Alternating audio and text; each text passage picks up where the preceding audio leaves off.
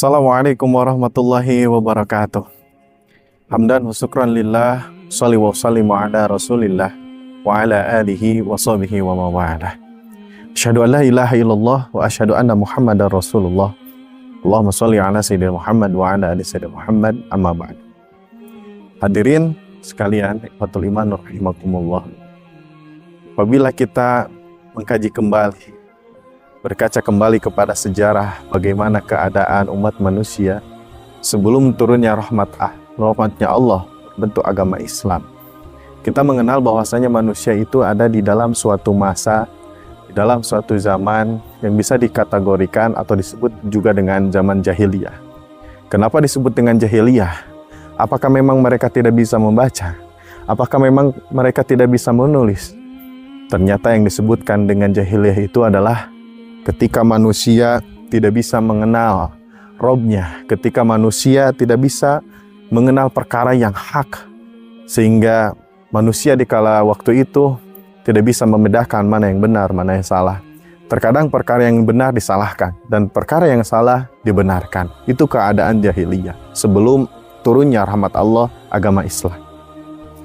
Salah satu daripada ciri tandanya jahiliyah itu, manakala ketika manusia beribadah bukan kepada Allah, mereka tidak memiliki keimanan yang kuat kepada Allah, tidak memiliki ketauhidan yang kuat kepada Allah, yang pada akhirnya mereka menyembah selain kepada Allah, menyembah kepada patung, menyembah kepada berhala, menyembah kepada api dan lain sebagainya.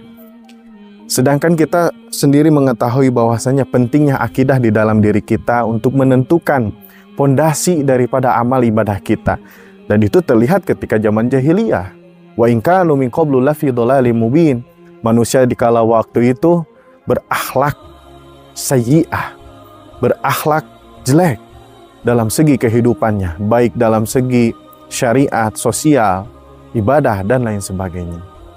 Makanya kita tidak heran hancurnya kehidupan manusia di kala waktu itu. Sehingga datanglah Allah memberikan pertolongan melalui Rasulnya dengan membawa syariat yang mulia, membawa syariat yang agung, yaitu syariatul Islam, ad-dinul Islam.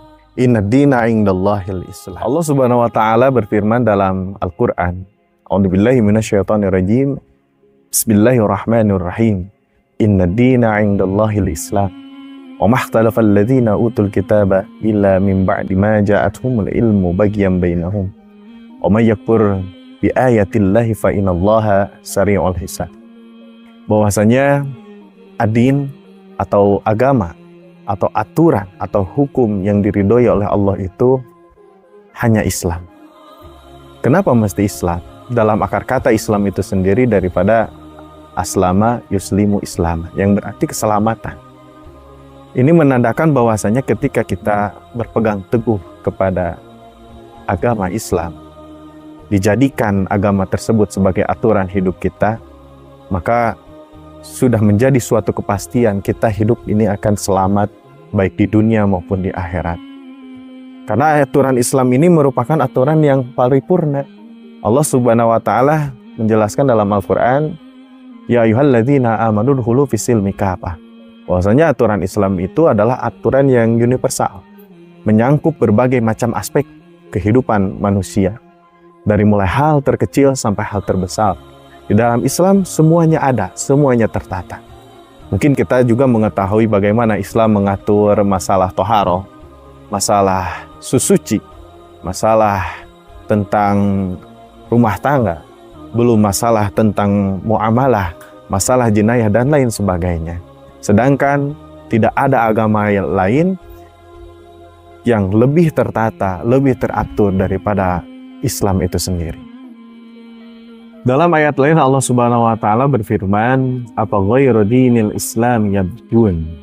Bahwasanya kenapa kita tidak memilih agama Islam sebagai arah dan tujuan hidup kita. Termasuk dijadikan barometer aturan untuk kita menjalani kehidupan supaya kita bisa selamat di dunia maupun di akhirat. Sedangkan kita tahu tidak ada lagi agama yang lebih agung dan mulia, lebih tinggi derajatnya daripada Islam itu sendiri.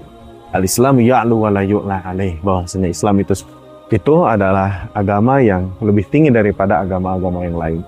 Karena Islam adalah aturan yang paripurna. Dan kita juga mengetahui bagaimana dampak ketika orang-orang berlepas diri daripada agama Islam. Hidupnya tidak tertata.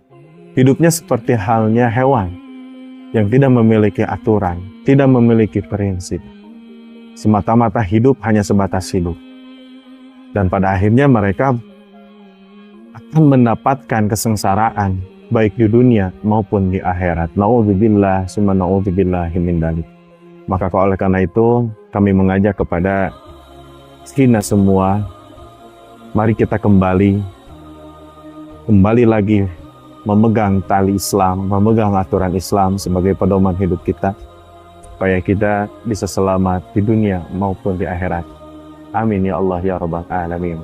Raditu billahi robba wa bil islami dina.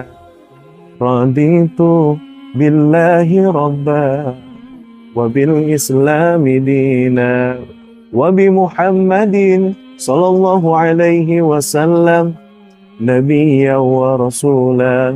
Quli hadza astaghfirullahaladzim. Assalamualaikum warahmatullahi wabarakatuh.